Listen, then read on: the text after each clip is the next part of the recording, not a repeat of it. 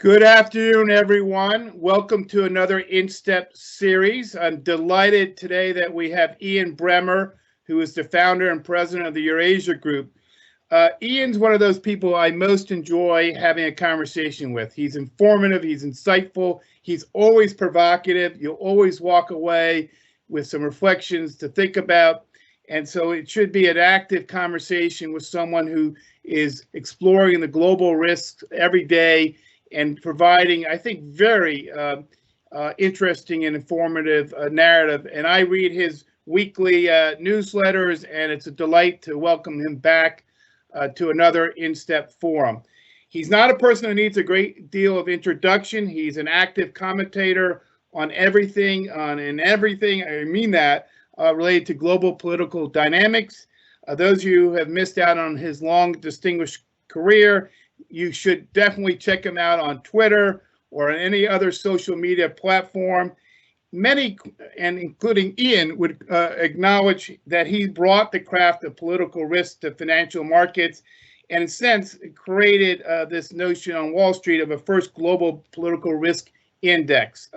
He is the founder of G0 Media, a company dedicated to providing intelligent coverage of international affairs, and possibly the only company that I know of that is really doing that with hand puppets, something that Ian might want to comment on.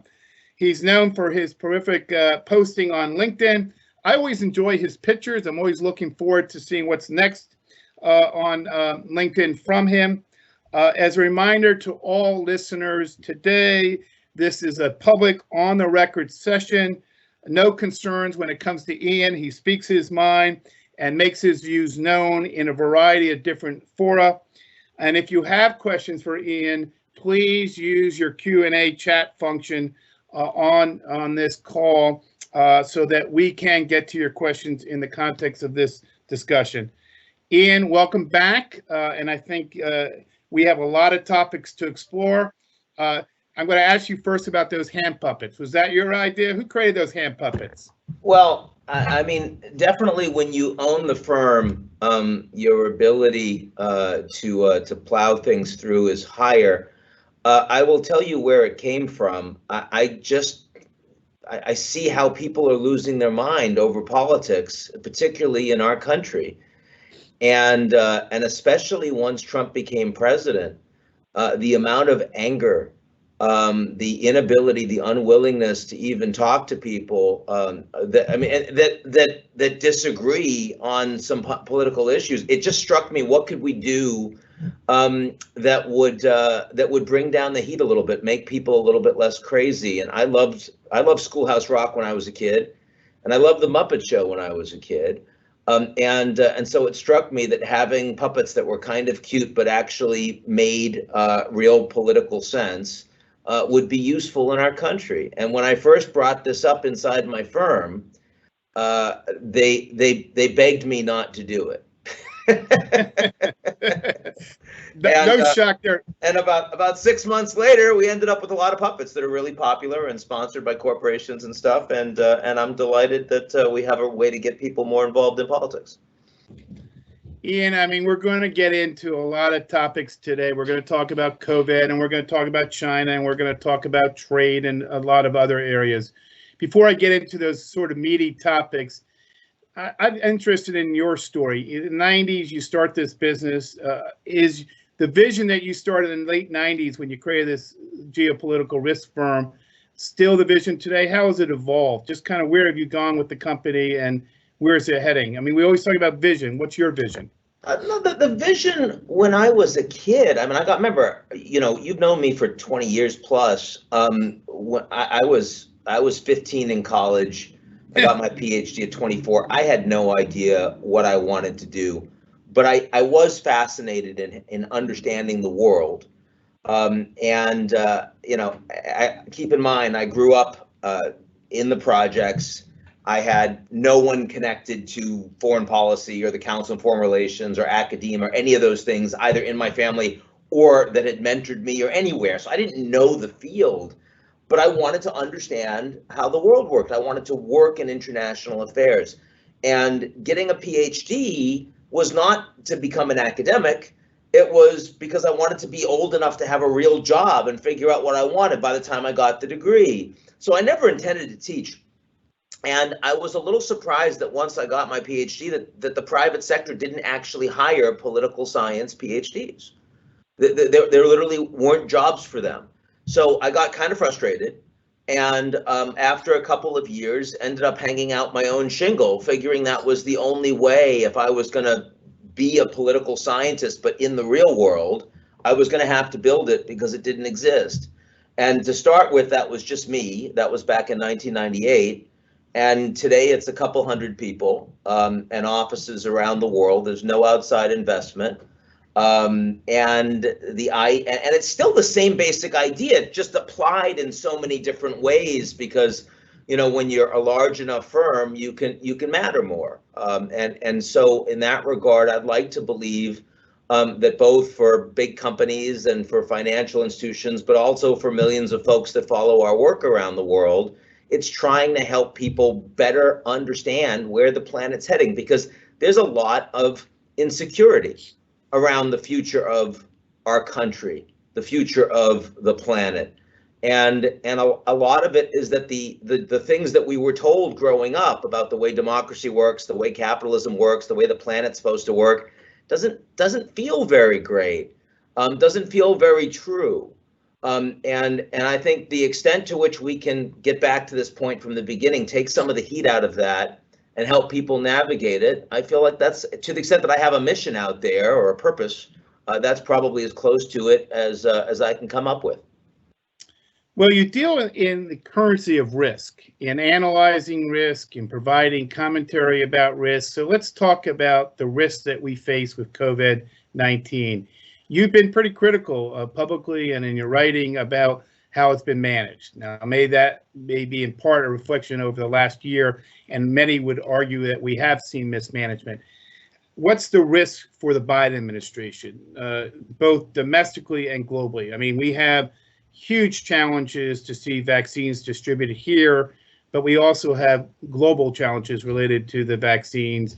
We have geopolitics related to who's providing support in places like Africa and Latin America with Russia and China and others.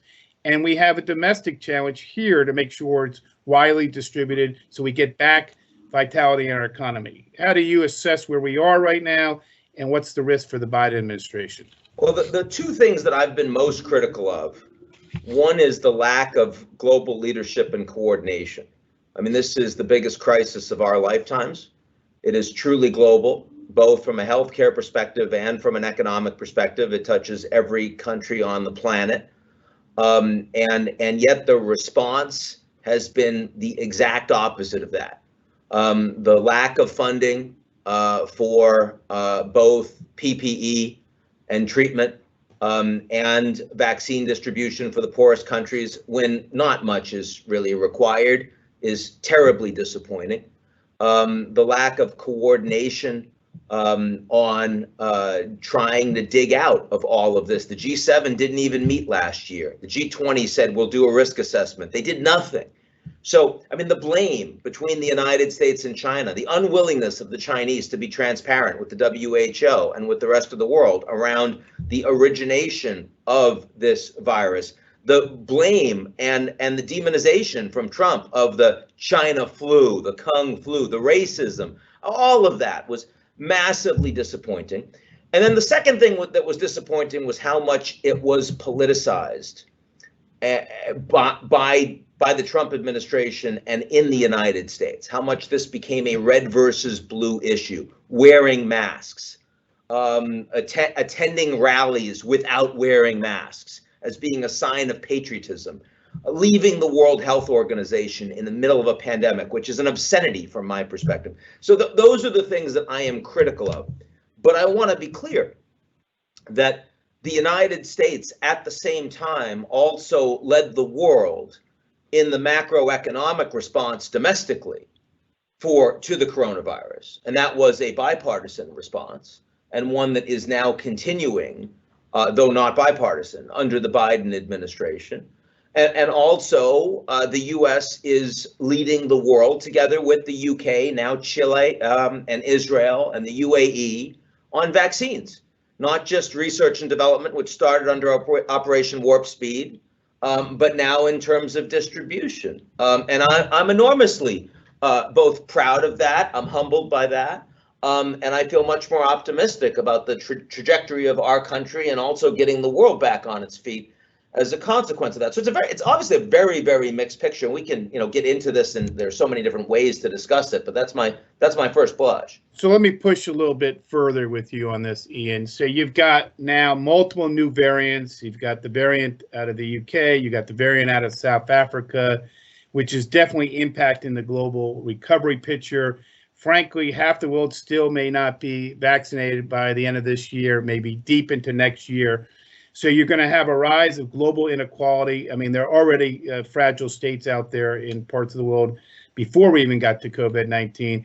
What does that mean in terms of destabilizing the force for democracy around the globe? Because there is this power competition, in a sense, that underlines some of the potential coordination that you talk about that's so needed and that the United States needs to lead. Well, how do you see that playing out? I mean, given that the question you asked is about democracy, I think the things that are undermining democracy the most, not coronavirus, things undermining democracy the most is that the most powerful country in the world no longer in any way stands as an exemplar for democratic rule, either internationally or among its own citizens. I mean, no one around the world looks at the United States and says that is the guarantor of democratic values. The U.S. has become a hybrid democratic state. It is indeed institutions that have eroded significantly over decades now, and that has accelerated under coronavirus. And it's not that the U.S. is about to implode. It wasn't that we had a coup on January 6th or even an attempted one. The military was professional and stood independently, and the judiciary did its job and stood independently. But still, I mean, we saw what happened on January 6th, and our legislative branch could have been decapitated. The implications of that, the consequences of that, in the near term, inside the United States, were zero, with the exception of the deplatforming of Trump on some social media. The implications of that long term for our country and our standing around the world, I would argue, are very significant. Secondly, China is going to be the largest economy in the world by the end of the decade. They're number 2 right now. They're by far the most powerful country in the world after the United States. They are showing an increasingly successful economic model that is the antithesis of a representative democracy. It's an authoritarian state capitalist country, increasingly one that is a technologically empowered surveillance state.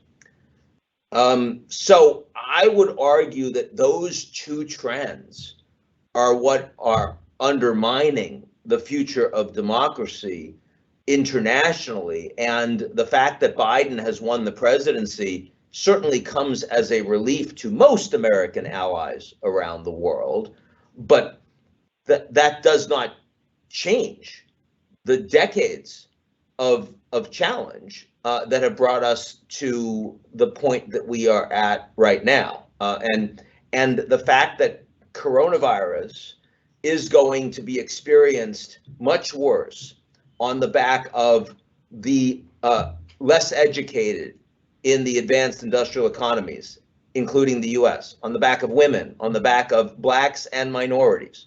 The fact that it will be experienced much worse on the back of the developing and least developed countries in the world, what we call a K-shaped recovery, that obviously will undermine governance standards further over the next couple of years, sure. But again, I would argue that the structural conditions that we've been experiencing for a long time, and you and I have been talking about for a long time, are the real problem with democracy right now. The reason I agree with what you just said. I want to highlight a conversation that a number of us had with Wang Jishan, the vice president of China, maybe 2 weeks ago, with a bunch of CEOs and a bunch of former government officials that you know. He basically told a long narrative about how we managed to take a a disaster, a natural disaster called COVID, and turn it into a man-made disaster. In other words, the narrative coming out of China's leadership and in other places is that the West kind of screwed this up.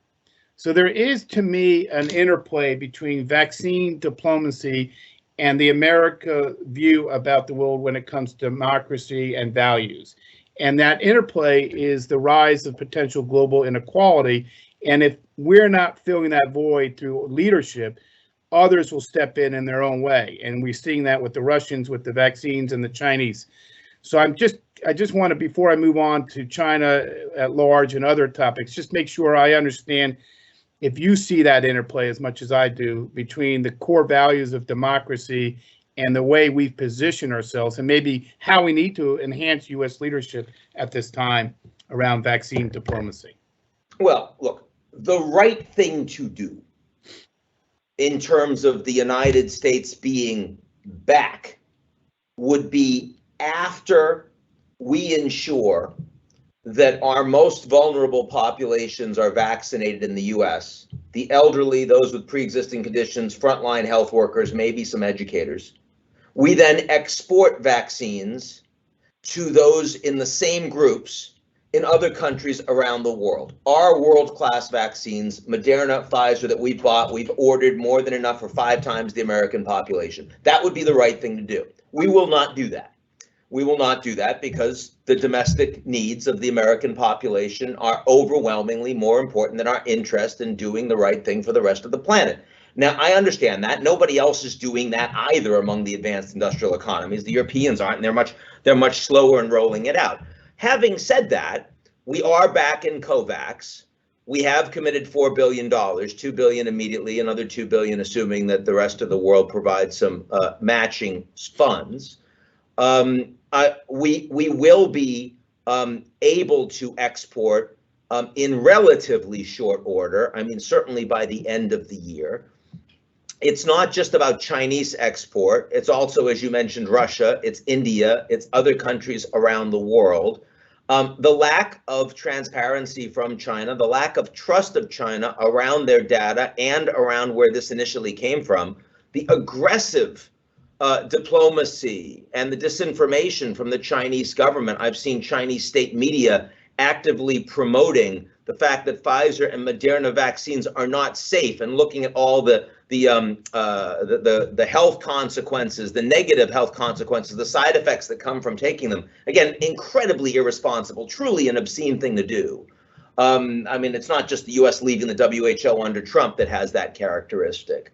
And I think the level of mistrust of China internationally has gone up significantly because of their handling and mishandling of coronavirus in the last year, something that I know many people on the call here can also speak to in terms of their countries. So there's no question the United States has a lot of work to do, but I would not suggest that China is now sort of has taken over the playing field because of the way they've handled coronavirus. Not at all. Well, let's stay on China. There's a lot there. I mean, I would argue this is a decisive decade in the U.S.-China relationship, and frankly, the two greatest or biggest powers in the world today are going to have to deal with a whole range of issues. This should be a time where we're having maximum coordination around COVID and obviously the vaccines and how we deal with economic recovery. You mentioned the G20, which China and the United States are two principal partners in. We should be having maximum coordination, but at the same time, we have dynamics around trade issues, a range of technology issues, security issues. We have a little problem called Xinjiang, and both Secretary Pompeo and now Secretary of State Blinken have talked about genocide there. And on top of that, diminishing leverage over China.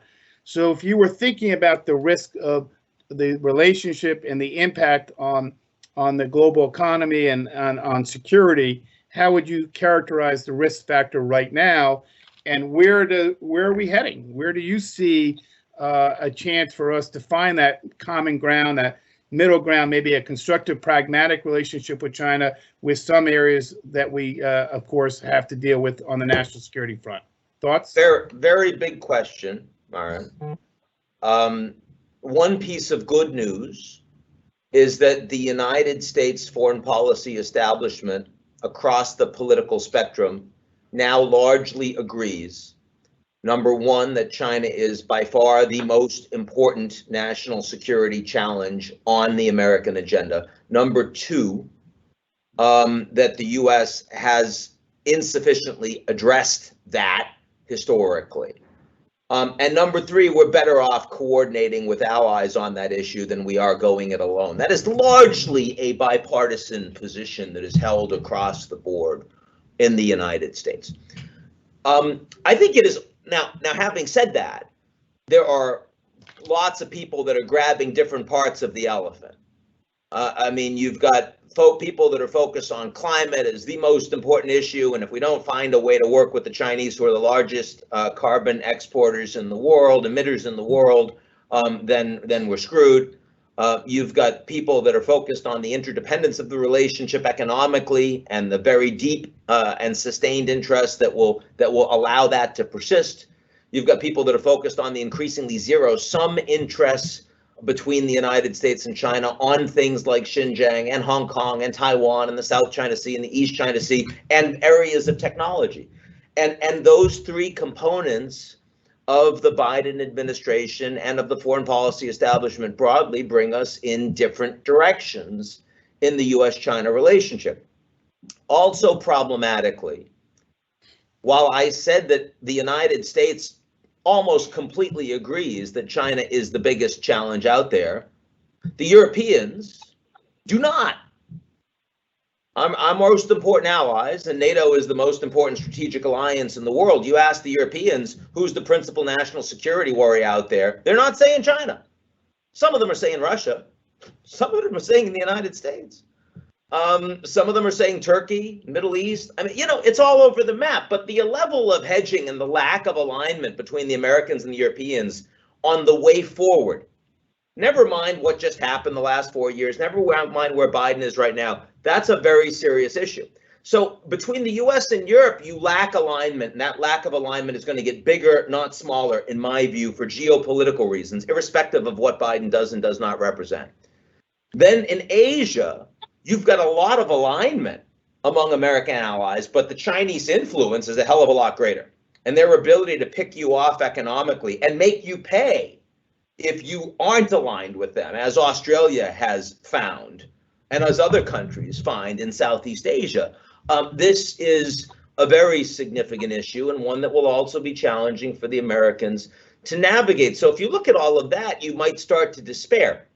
But I'd make one final point. And that is, for the last 50 years, China's success has been on the back of a unique pool of highly qualified, very efficient, very inexpensive, hardworking labor. And not only have they had this extraordinary pool, world-changing pool of labor, but the United States and the West has been very happy, complicit in moving labor out of our countries into China because we thought it was going to be better for the world. And so over the last 40, 50 years, we've watched as China's gone from lower income country to middle income country, second largest economy in the world, technology superpower, because those two things were completely aligned. Okay, as we think about the next 10 years, which is the question that you sort of asked, Myron, those two things are changing for China. Number one, their advantage is no longer about labor. Their labor has become more expensive. It's actually shrinking.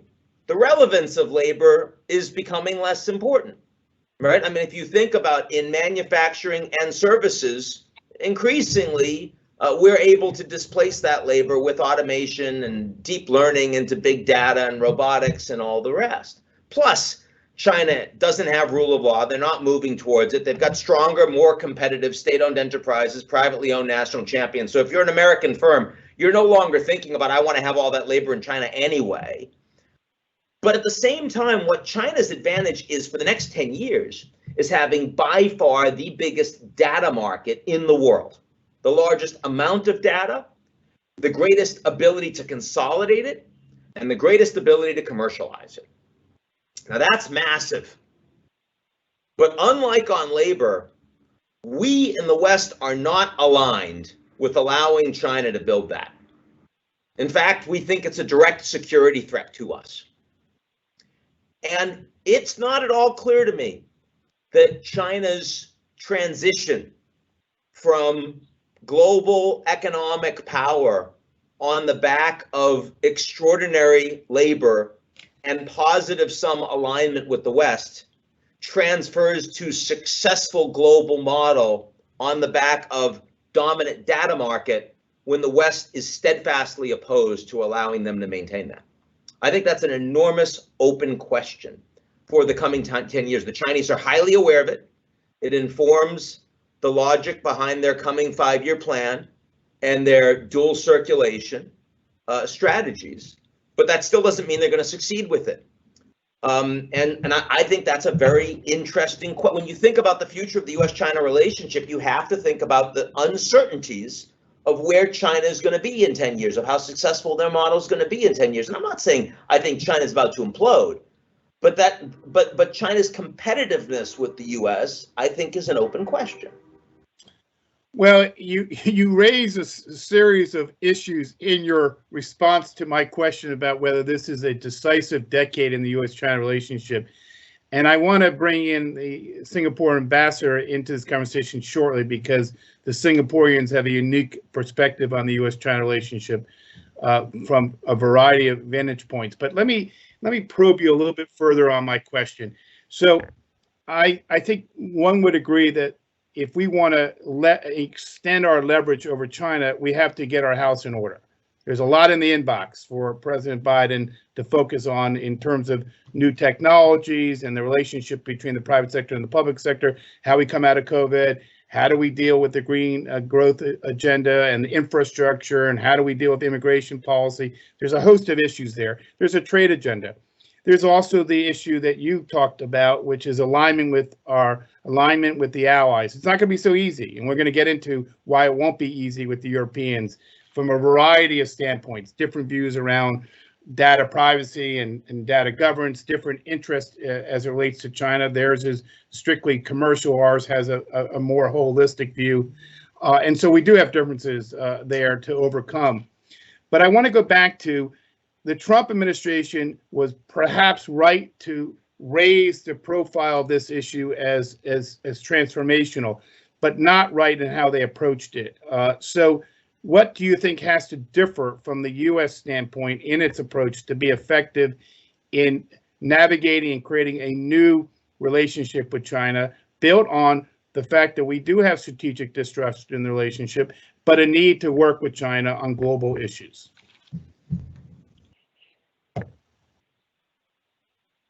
Thoughts? Yeah, look, this is not a question of just what did Trump get wrong.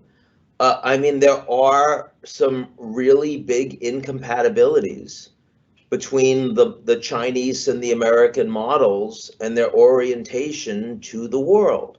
I mean, I don't care who the president was going to be, you were going to get more conflict and confrontation.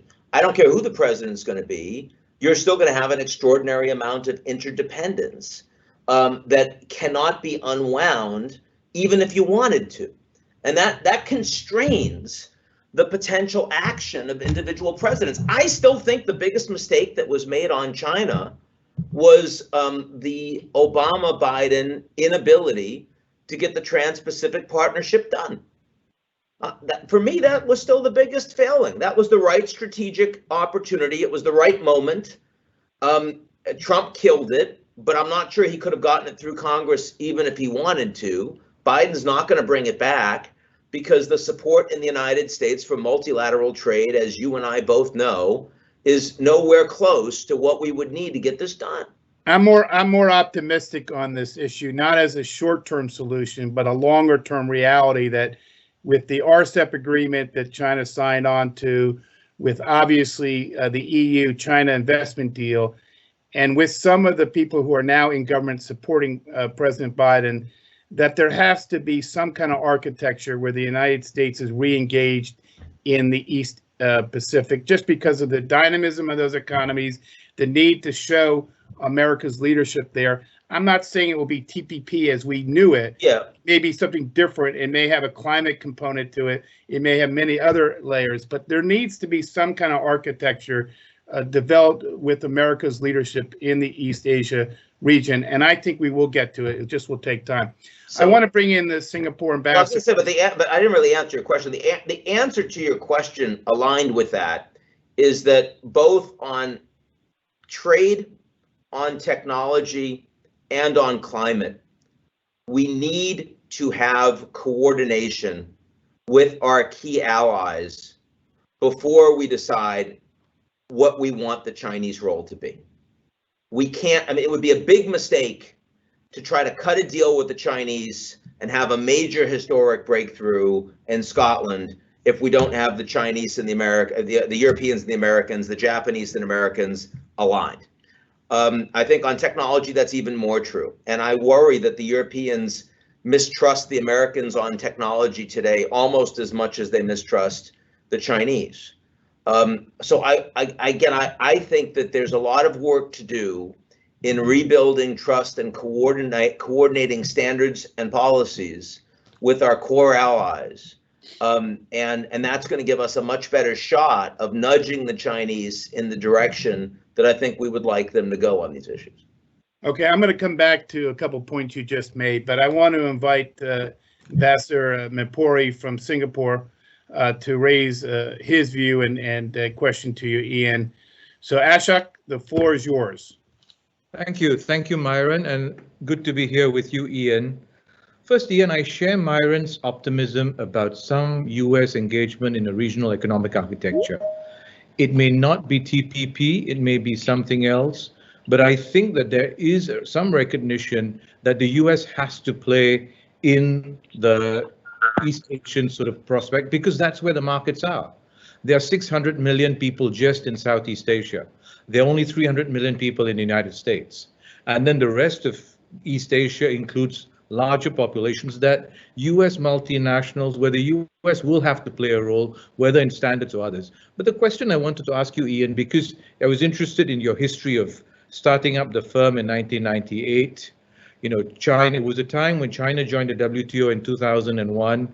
You and many U.S. multinationals grew on the crest of globalization. And really until December 2019, we saw that very strong push towards globalization.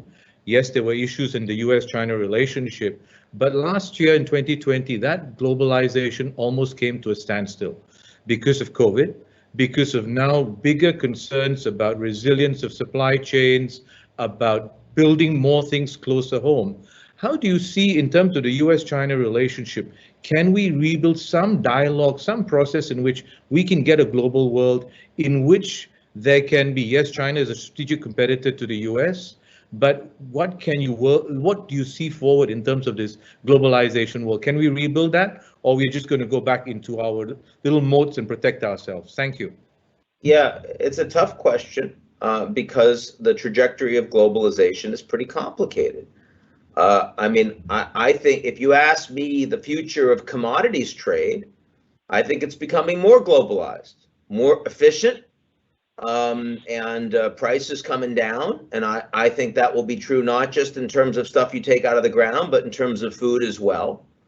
You know, I absolutely don't think that, I mean, despite the fact that you will see some efforts of nationalism around labor, some issues of nationalism around supporting farmers locally and making sure there's enough food at home in sub-Saharan Africa, South America, overall, I think that's going to become more globalized, not less. On the other hand, when you look at advanced technologies, Google can't do business in China. Facebook can't do business in China. You know, we don't want Huawei, which is by far the most important national champion for technology of China, doing business in the United States or with our allies. Anything with a chip in it, anything that involves data and surveillance right now is becoming a splinter net. That's the antithesis of globalization. And it's also the companies that happen to be the dominant piece of the U.S. market right now, having accelerated greatly because of coronavirus, And I don't see right now an off-ramp in terms of that level of mistrust and conflict between the US and China. In fact, I mean, I think that part of the economy is expanding because 5G is about the Internet of Things. It's anything with a chip in it. So increasingly, it becomes your biometrics. It becomes your data ecosystem. It becomes your smart city. And then in between those two pieces of the economy, the commodities piece and the data piece, you have manufacturing and services, which are quite globalized, but they're plateauing to a degree because labor's coming out of them. And that doesn't mean that globalization is going to break. That doesn't mean that Marriott's going to stop doing business in China. It doesn't mean the NBA isn't going to see China as their most important foreign market in 5 years' time. But it does mean that the same level of ebullience and enthusiasm for more and more forest growing to the sky, that's going to be constrained in coming years between the US and China. And there's a lot of movement between a good scenario where there's maybe not trust, but there's stability and there's predictability, to one where there's a lot of openness and volatility. I don't know. But the point of all of that is that world that I started my company with, where multinational corporations were going to become more global. And so, I mean, the tech companies in the United States, they basically said, look, Silicon Valley, we're libertarian. We don't care about Washington, D.C. We just want access to every customer globally. That world is gone. I don't think you can remake that world. And the question is, in a hybrid globalization environment, is it one that's becoming, on balance, more efficient and more capable of globally responding to new challenges and dangers, like the potential for climate change to truly crater the global economy, like the potential for artificial intelligence to truly empower authoritarian surveillance, whether from corporations or from governments? Or does it actually disempower far more people? Does it impoverish far more people? And I think that is the tipping point that we're on in the next 10 years, is finding out the trajectory into those different paths of globalization. If China and Europe and the United States pursue self-reliance policies as a reaction to what's going on around the world today, because of the advancements in technology, AI, big data, new energy vehicles, whatever topic you want to talk about, that's going to be hugely problematic for all of us. And we just issued a report at the U.S. Chamber about the impact of decoupling. There'll be some decoupling between the United States and China. That's inevitable because of national security considerations. Final question here on China. What's the risk you think for companies right now on the U.S.-China front in terms of their investments in China and their long-term bets on the relationship? I think that those companies that were betting on more openness at the margins because of the phase one deal, financial institutions, for example, I think the automotive companies from Europe that think they're going to get more access on the back of the EU-China deal, I think they will largely be disappointed. I think the Chinese will slow roll those changes. On the other hand, I think for Western companies that have a history of doing business in China, that have access directly to the Chinese market, whether it's American, hotels, or it's companies that are involved in Chinese healthcare, I think that those companies will do well, and I think the future of Chinese tourism in the United States will be strong. I think the future of Chinese students coming to America, paying full freight for universities, will be strong. I don't believe that the tech decoupling, and I agree with you completely, Myron, if it continues on the track that it's presently headed between the U.S. and China, and also between the U.S. and Europe, I think that's very bad for global business and the global economy. But leaving that aside, I think so. Neil Ferguson, good friend of mine, believes that we are already in a Cold War with China. I think that is obviously on its face false.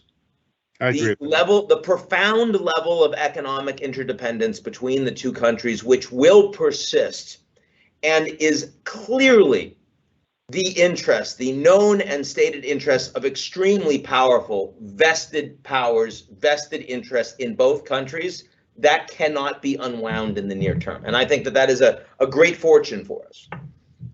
Well, just like countries don't want to be caught between the United States and China, I can assure you companies that we represent don't want to be caught between the United States and China either, because of the importance of both markets. Let's move on to Europe quickly. A lot of change in Europe. Brexit is somewhat completed, but not finished. There are a lot of unknown questions about the border. There are issues around financial services. There's frankly issues in Europe about the leadership. Merkel will leave the scene in due course. We'll have a new leader in Germany. Macron keeps talking about new doctrines. His latest one is talking about Europe's need for strategic autonomy, for tech sovereignty. And of course, these factors are going to impact the nature of the U.S.-Europe relationship. We talked a little bit about this in the context of China. And obviously, if you think about the range of areas where we need to cooperate with Europe, it goes well beyond China, right? It goes to the governance of the world trading system. It goes to Iran. It goes to Africa. It goes to how we deal with debt around the world. It goes to the G20 framework, many areas. So just how concerned are you about fragmentation in Europe, about the leadership direction, signals coming out of people like Emmanuel Macron, the president of France? How concerned are you? How concerned should we be as we think about the need for reassuring our allies that we do want to cooperate, even though we have longstanding irritants in the relationship and we have huge issues in front of us to overcome? Concerned about the UK. The hard Brexit that has been accomplished is going to have a very significant economic hit to the UK.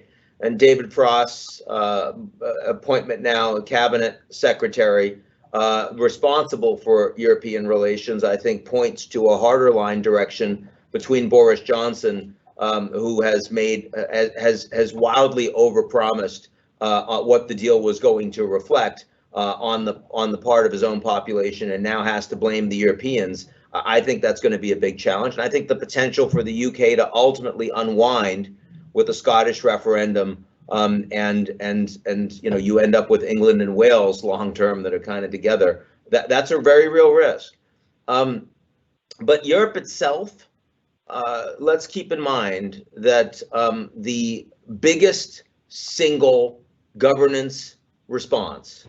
successful governance response to coronavirus was the Europeans coming together to provide extraordinary amount of redistribution of economic aid from the wealthy European countries to the poorest, amounting to a Marshall Plan for the Greeks and the Spaniards and the Italians, and even Hungary and Poland, whose political alignment has been increasingly questionable with rule of law and an independent judiciary in the EU. They signed up. Why? Because you're not going to say no to that kind of money.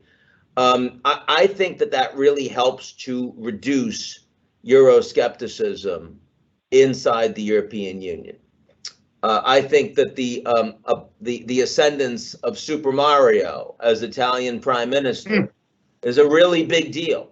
I mean, usually technocrats don't get to govern when there's a surplus. They have to govern over austerity. It's much harder. This guy is by far the most respected leader on the continent after Merkel, and the world's his oyster. And not just respected inside Italy with a big majority in parliament, but also respected across the European Union. So I see the EU as more aligned. I see it as rowing in a similar direction. I think the transition from Merkel to Laschet or to someone else is going to be pretty smooth, maybe with the Greens in a coalition, maybe not, but nonetheless will not be a difficult transition, and we'll end up with a very centrist, obviously very strongly pro-EU government, very aligned with von der Leyen and the rest. I'm not really worried. I'm not the EU, of course. They're much slower in terms of vaccine rollout than the US or the UK, and there were mistakes that were made, but at least they're being made as the EU. So it's not that the Germans have all the vaccines and the poor countries aren't getting any. And I think that's meaningful. I think it's important. Now, having said all of that, the alignment of these Europeans with the US, they like Biden, and they'll give him what feels like a honeymoon. But when it comes to actually aligning policies, again, on national security, on dealing with Russia, on Nord Stream, I mean, you know, you see it already. These are very, very different priorities, very different orientations of the Europeans and the United States on techlash, on privacy, on intellectual property, on taxation, right? I mean, these are very different orientations. I think the EU and the United States are getting farther apart, not closer. I think Brexit is a very big deal and making it much harder for the US to align with the EU because the Brits are no longer a part of it and because the Brits are going to have a very troubled relationship with the EU.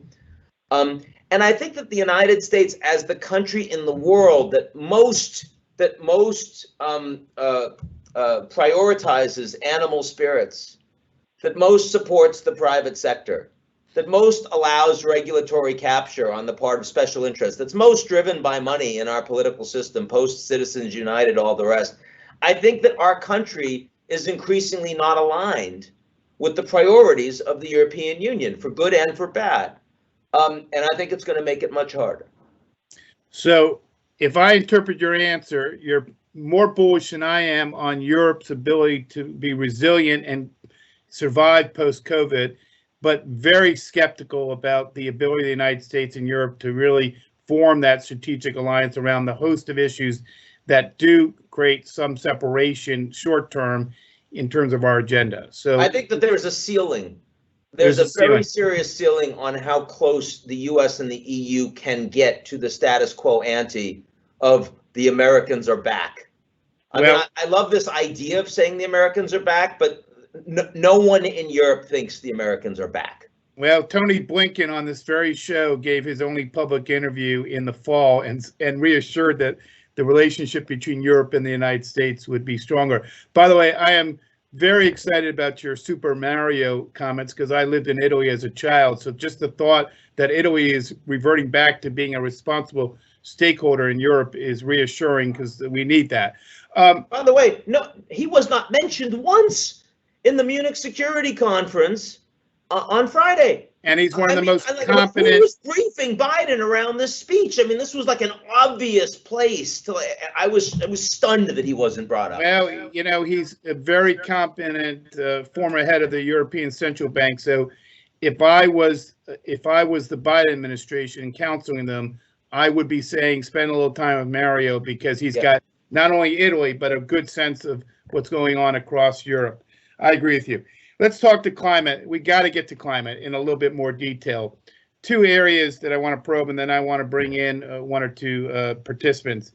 What do you see are some of the biggest challenges to really having meaningful impact on the climate agenda in terms of global cooperation? Obviously, us rejoining the Paris Climate Accord was a no-brainer, but what does that translate to in terms of really setting a green growth agenda here in the United States, but also with the Europeans and China and other major actors to really sustain a program that goes beyond a 4-year term presidential cycle? And then there is more and more push for accountability and frankly, not just accountability, but sustainable investments. And you see that with also corporate leaders like Larry Fink and his letter. So just some reflections, and then I'm going to bring one or two speakers into this to offer their thoughts. Ian? I'm more optimistic now because of the 2 seats in Georgia that both went to the Democrats. That implies that we will get $2 to $3 trillion of additional green infrastructure stimulus through the legislative process by the end of the year, and that wouldn't have happened if they hadn't taken those 2 seats. That's a big deal. We've been talking about infrastructure for a long time. We desperately need to invest in it. I'm certainly glad that that's going to happen. Secondly, by far the most important appointment that Biden has made, in my view, to his cabinet is John Kerry. This is a former Secretary of State. He ran for president. He thinks he should have been president. He has spent his entire life in the last 4 years working exclusively on climate issues, has built an extraordinary Rolodex, direct relationships with everyone that matters on the planet on this issue. And it's a cabinet position. He's staffing up for it. I think that's a really big deal. It's by far the biggest change in policy orientation from Trump to Biden. And it makes the likelihood of historic breakthroughs with our allies and also with the Chinese more significant. Having said that, Kerry doesn't necessarily get managed easily. He doesn't necessarily align easily with the rest of the administration in asking for permission before he advances his agenda. Yeah. Because it is such a top priority, I think there's the potential for that to be at cross purposes with some of the things we've already talked about, particularly vis-a-vis China. In terms of what the United States can do, I think we can actually change the climate dynamic by offering all sorts of bilateral sweeteners to key emerging markets to take on more ambitious climate goals, like India, like even Brazil. I think that we can recommit to U.S. funding the international flows of climate finance that are designed to help developing countries make the transition without excess cost. I think we can definitely provide technology transfers on carbon capture that will make a difference to the developing world. And I also think that starting to talk about border carbon tax adjustments are going to change behaviors on the part of a lot of other countries because they see that this is the future. So I do think that the United States is the largest economy out there now that we are going to be seen as taking this very seriously, and we will. And especially because the markets, you mentioned Larry Fink, the financial institutions are already making these bets because they're holding portfolios for pensions that are looking 10 years in the future. So they're being more strategic than the U.S. government has been, and that's driving the future. Okay, let me bring in Bob Scher from British Petroleum to ask a question or make a comment. Bob, welcome. Yeah, thank you, and thanks, Ian. Look, I think your points on the environment and climate change issues, especially here in Washington, are on. I guess I'd love your take on, when will combining this with political risk. When will it be clear to companies outside of the energy sector? I think we in the energy sector recognize where the climate risk is, recognize the risk that comes from shareholder activism on this, and I think you've seen BP and many other companies, really change our goals and ambitions as a result of this. But it doesn't seem like it's translated everywhere, and as a result, it's sort of hard to see. We haven't seen the sort of shift in the economy, obviously, except for GM, Ford, some of this. But when does everybody else get this message? Because right now, it's got to be something that is looked at across all sectors, realizing that energy affects all of these sectors. When does that become more apparent? When can we get this out of the political realm, or is that even possible? Or how do you get it out of the political realm so that we in the United States and elsewhere can take some effective actions on what I think all of us would agree is a pretty phenomenal risk, and yet hard to tangibly demonstrate to people where that risk comes from and how present it is. And by the time we can do that, I think effective action might be too late. I think it's coming. I think it's coming fast. Biden campaigned from his basement, and he took no risks as he was campaigning, with the exception of saying, I want to move away from fossil fuels. I'm going to transition away completely. Climate matters. And the reason he did that is because he saw that particularly among younger Americans, both Democrat and Republican, this is a priority issue. I really think that the population is moving in that direction. I think that young people are prepared to spend on brands that are doing ESG and sustainability right. And every time you have California wildfires, you have Texas, freezing and infrastructure offline, that's moving young people. That's creating this awareness. So it's not, you can have Biden spend and you can have the policy impact on certain sectors. And of course, this is going to affect you guys more than the rest. But I think the consumers are coming fast in the United States. I really do. I don't think we're waiting for 5 years. I think this is under this administration. Ian, there's a lot of questions I got to get to in the chat room. We're going to do that in sort of a rapid fire in a minute. But before I do that, I wanted to invite Ambassador Rosemary Banks from New Zealand on to see if she's got a question or a thought. Rosemary? Well, thank you, Byron. Sorry I'm not on video, and thanks, Ian, for a very interesting perspective. I just want to speak a little bit about what New Zealand is doing this year in hosting and chairing APEC. And to go back to the all-important question that we were discussing right at the beginning of the pandemic and our response to the pandemic.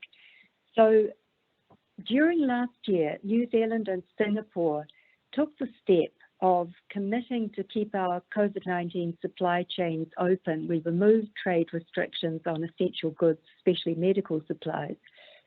So we want to use our year of chairing APEC to try to get our group better prepared for the next crisis, whatever that is. And what we're suggesting is that all of the APEC members should commit in the course of this year to remove tariffs off medicines, medical and surgical equipment, etc., and ease any other restriction on movements across the borders. So that's the kind of advertisement part, this is what we want to do. And the question part is, do you think our sort of philosophy of trade, if you like, has been shifted enough by the experience of the pandemic and the insecurity of some of our supply chains to make this an acceptable move? Do you think the US would go along with this? And do you think we can pull this off? In other words, thank you. Yeah, I mean, I obviously anything we can do to reduce tariffs and create greater trade efficiencies, especially in the context of this crisis, is something that I personally would welcome. But, my last book was called Us versus Them, The Failure of Globalism. And it was a book that talked about how all of these people, myself included, around the world that have been talking about globalization and frictionless investment for corporations and reducing tariffs, that if at the same time you're growing inequality inside our own countries, the willingness to support those policies is going down farther and farther. And that, to me, is the fundamental problem. That, I mean, the willingness of many countries around the world and their political leaders to support the kind of policies you're suggesting require a belief and support of domestic social contracts that's going away, require a belief and support of the legitimacy of political institutions that has been badly eroding, and that needs to be addressed before we can really return to ideas of global leadership. Again, I mean, I'm the guy that wrote about the G0 world, not a G7, not a G20, and I didn't want it. I didn't like it. It wasn't my ambition to have a G0 world. It was simply that given the geopolitical trends that we were seeing, both inside the United States and internationally, it was more likely that we were going to experience this interregnum, a geopolitical recession. I fear that we are in the middle of it.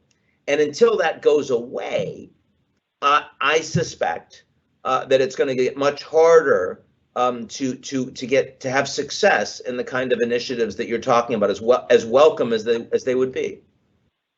Okay, Ian, we're going to do rapid fire, get through a bunch of topics which we didn't get to, but I have questions I want to ask you.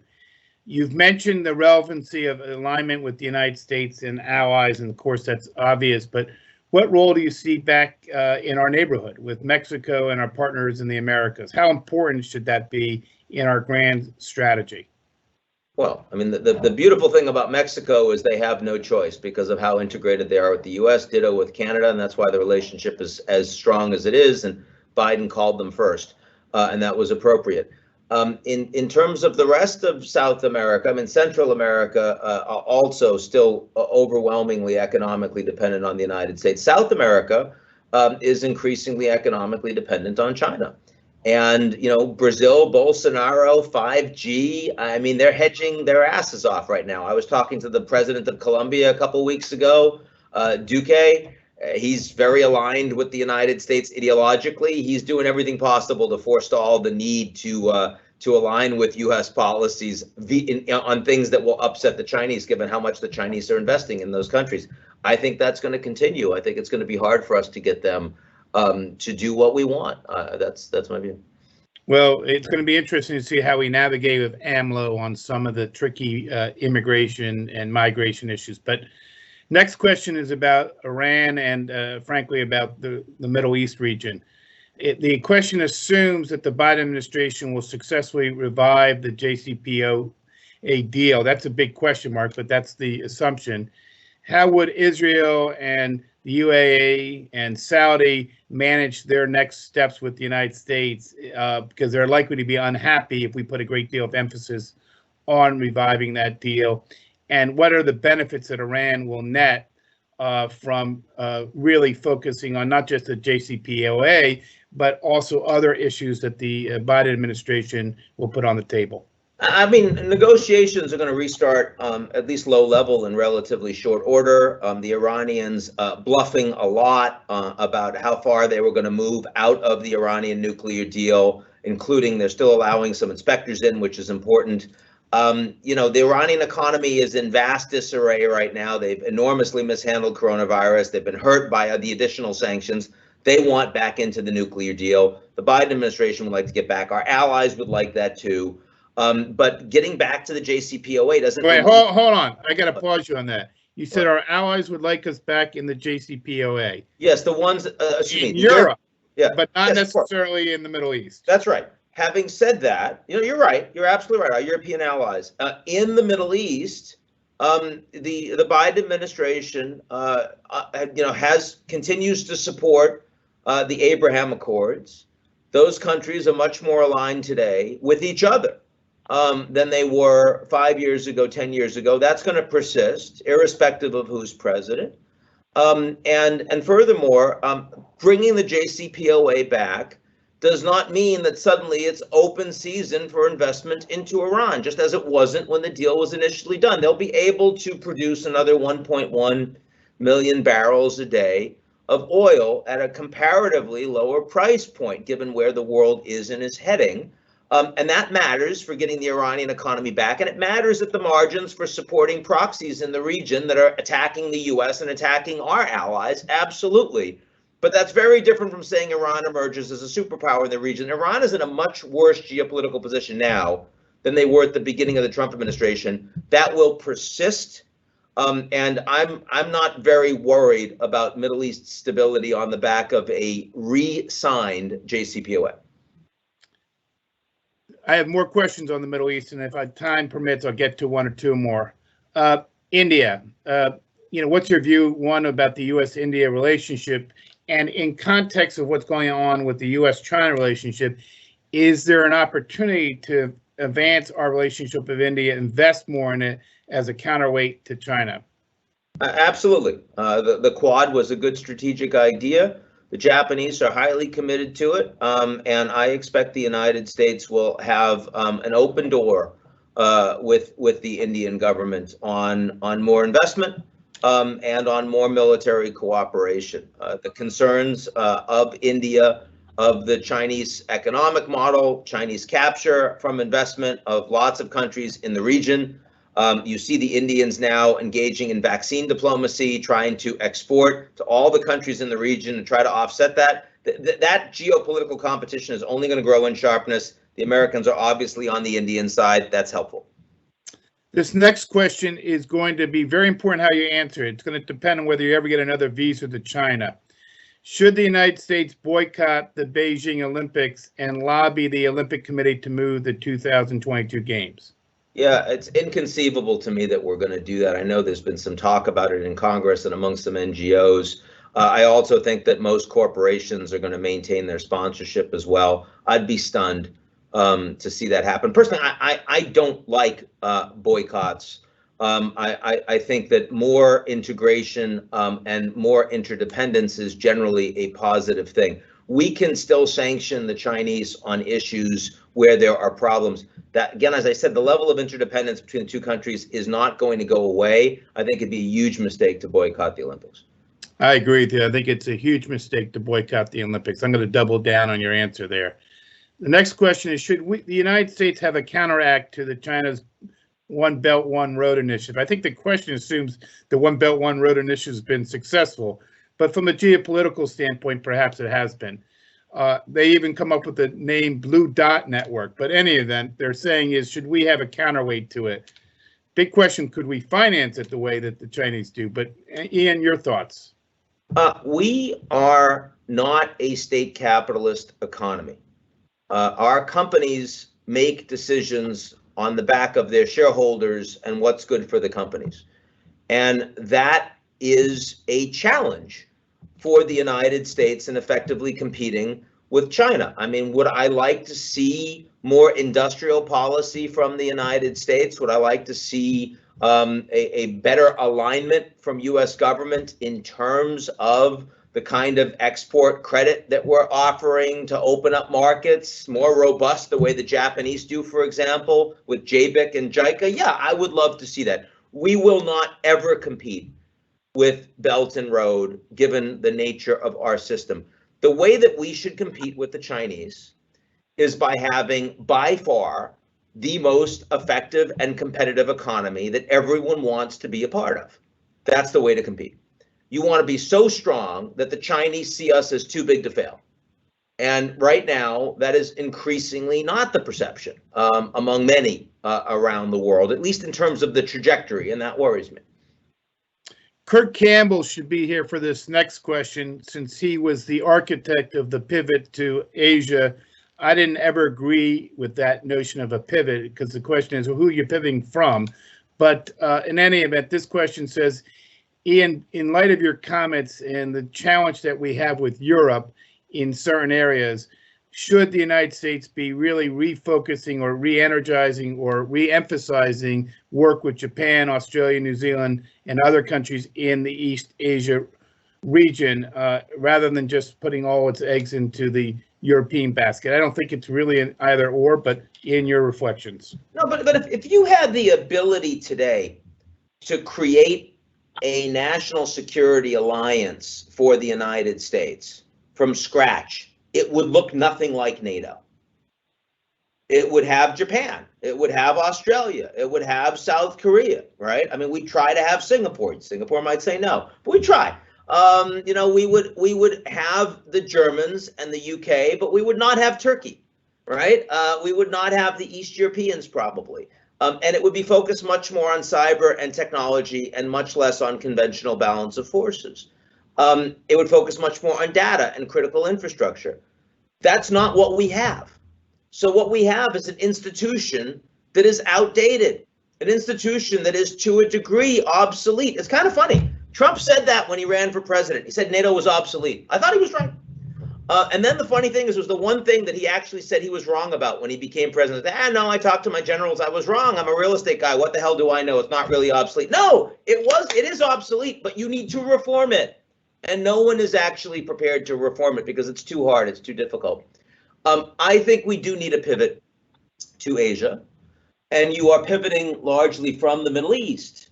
Of course, you're pivoting from the Middle East because we don't need energy from fossil fuels going forward. And the Saudis aren't as important as an ally. The Gulf states aren't as important. And Biden has made that very clear. And we shouldn't be engaged in forever wars in the region, in my view. And China is by far the most important national security competitor for the U.S. And it's overwhelmingly in the tech space. And we need strategy around that. But we also need our European allies very aligned with us on that. But I mean, the idea, Trump made his first trip outside the United States to Saudi Arabia and Israel, which did absolutely make the Abraham Accords more likely. And that was a big win, in my view, for the Trump administration. But it's ludicrous for the best relations for Trump to have to be in the Middle East. It's ludicrous for an American president to have that. I mean, it's literally ludicrous. And I'm hoping that Biden will not do that. And I think it's pretty clear he will.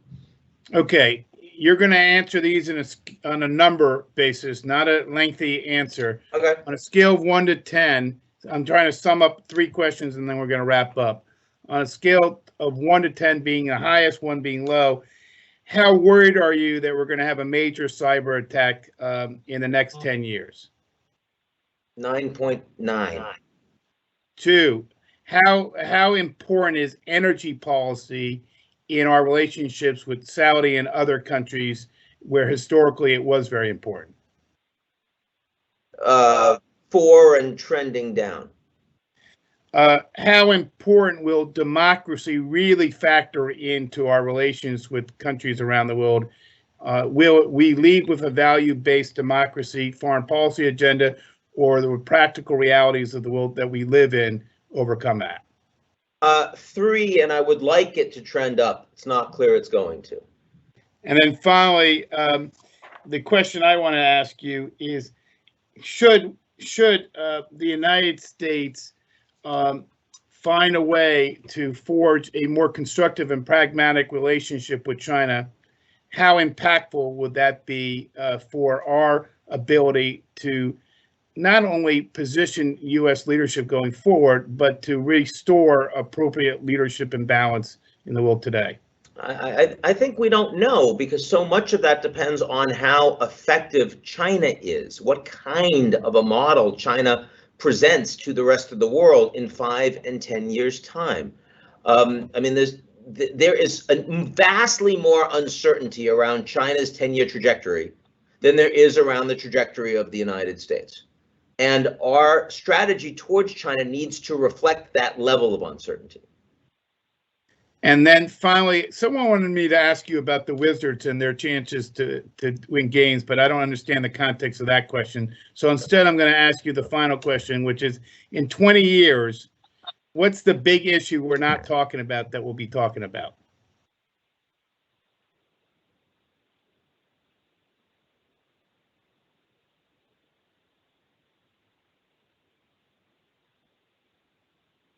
Yeah.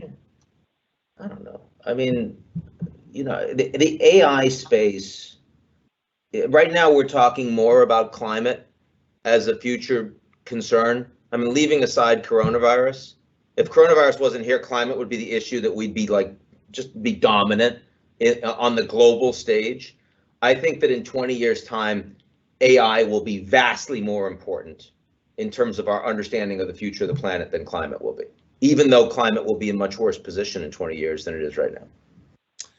I'm going to add one topic to that, which you can think about: super companies versus nation states. The role of super companies in global affairs is changing, with just transformational power now being in these large companies, not just coming from the United States, but also China and other places, and what that means in terms of governance going forward. So that's a good thing to end on. Let me say that last week I had a presentation with about 1,000 portfolio investors in the United States, and I started with a survey question to them, just to show them where they were, and it was, in 10 years' time, which of the following 4 do you think will have the most power economically on the global stage? Is it number 1, China?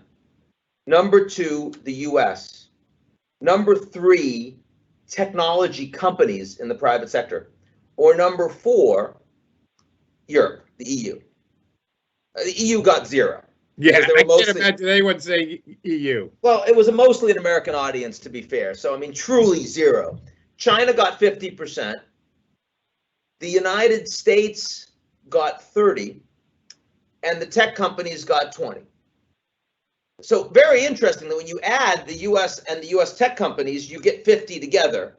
So it's 50-50 US versus China. But there's a real question as to where sovereignty and power comes from going forward. Right now, it is very clear that sovereignty in the United States is eroding for the US government, and it's increasing for tech companies. This week on the Hill, Microsoft is about to testify on SolarWinds, and they will provide testimony which is vastly more detailed and useful than anything that could come from the US government. On January 6th, there was an insurrection attempted in the Capitol building. By far, the most important consequences that were visited upon former President Trump were those of the CEOs of technology companies deplatforming him, as opposed to the government, which did nothing. This space is growing. I would argue, Myron, that this is not sustainable. That in 20 years' time, the answer will either be overwhelmingly the US or it will be overwhelmingly the tech companies in the US, but it will not be uncertain.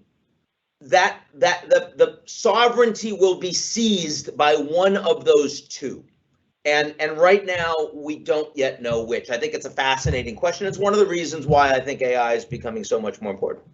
Well, maybe we should turn to Hollywood, Ian, for answers, because they like to project these debates in their films. As always, Ian has been provocative. He's been insightful. He's covered a lot of ground. It's one of the most fun moments when I get to have these sessions with Ian. I hope everyone who joined us today took something away from the conversation. I find Ian inspirational, even where I disagree with him, but more often than not, I'm very clued into what he says and very reflective after the conversation to think through what his answers mean in terms of public policy, in terms of the role that business has, and of course, in terms of the geopolitical risks that we face going forward. So once again, thank you all for joining us for this session. I want to thank the Singapore ambassador and the New Zealand ambassador and Bob Scher for joining us, all of you for the questions, and most importantly, Ian for being informative and interesting and always provocative. Thank you all. Have a good night. My pleasure. Be good, guys.